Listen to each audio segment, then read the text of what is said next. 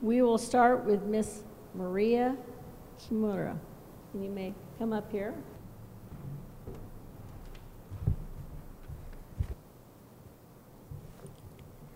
Fourscore and 7 years ago, our fathers brought forth on this continent a new nation, conceived in liberty, and dedicated to the proposition that all men are created equal.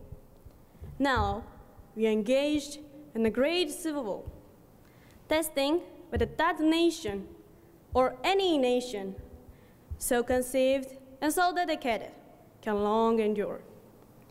We are met on the great battlefield of that war. We have come to dedicate a portion of that field as a final resting place for those who here gave their lives that that nation might live. It is altogether fitting and proper that we should do this. But in a larger sense, we cannot dedicate, we cannot consecrate, we cannot hallow this ground. The brave men, living and dead, who struggle here, have consecrated it, far above our poor power to add or detract.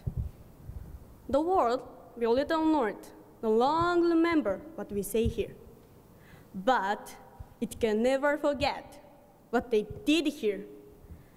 It is worth living, rather, to be dedicated here to the unfinished work which they put forward here, have thus far so nobly advanced.